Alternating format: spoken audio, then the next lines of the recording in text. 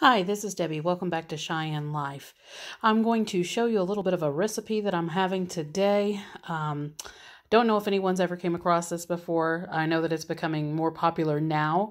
I've seen some in the store that you can just pick up that have already been placed in like a Ziploc bag or some sort of board and then some cellophane over the top. But this is a spatchcock chicken. And what I did with the spatchcock chicken was that I just took about a half cup of butter or a stick of butter if you're getting the traditional quarters and soften it up. I usually soften mine up in the microwave because I never remember to actually take it out, put it out on the counter, give it a little bit before I start working with it. So then you take that half cup butter, just make sure that it's softened, not melted, put it into a small bowl and add some different herbs. What I've added in mine is just butter and thyme and parsley, rosemary, a little bit of herbs de Provence, which has all of those things in it.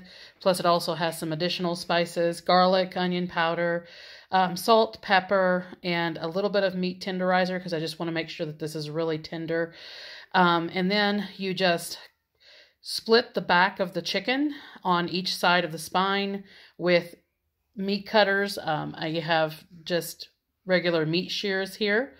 So you just take out the spine of the chicken and then down towards the actual sternum, you will cut on either side of the sternum and then pop it up a little bit so that way the chicken, when you turn it over, lays completely flat. As you can see, here's the legs, thighs, wings, and then I always cut the tips off of my wings because no one actually eats the wing tips anyway. And I just add those into a pot with some water and the spine of the chicken that I cut out. And then whatever other trimmings that you want to take off the chicken, I always take the tail piece off.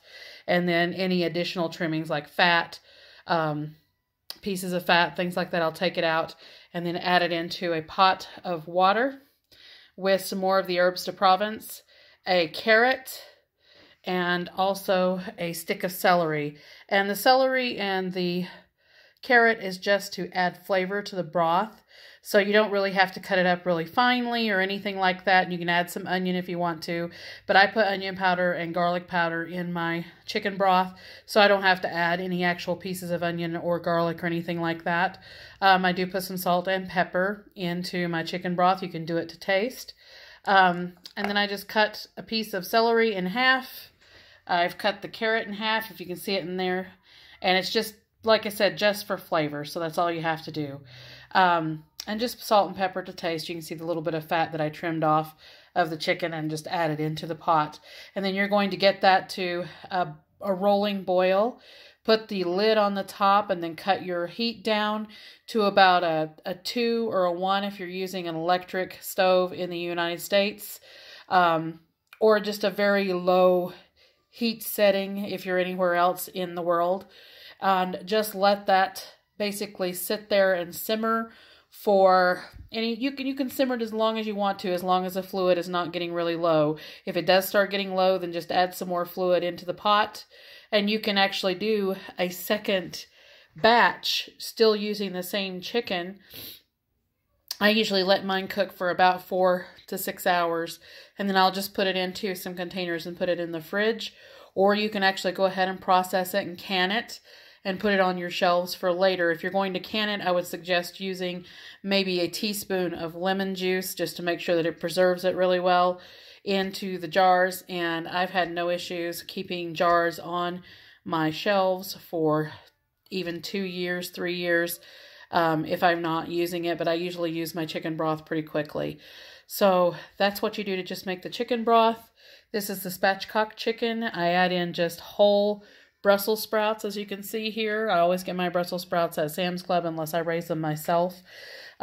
We've not had very successful years on raising Brussels sprouts here in the last couple of years. So I just went ahead and got some from Sam's Club because they are always really, really fresh.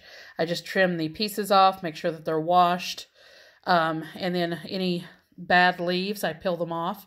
But as you can see, you do get some loose leaves in there. And then I took a couple of bags of baby carrots and just went ahead and put those in here because those baby carrots were not getting eaten, and I just wanted to make sure that I went ahead and got those used up. So anyway, you put the butter mixture, the seasoning mixture, up underneath the skin on both sides of the breast, and just make sure you massage it all the way into the cavities underneath the skin as well as on the thighs. And then smear all of the top of the chicken with that same butter mixture. It goes a really long way.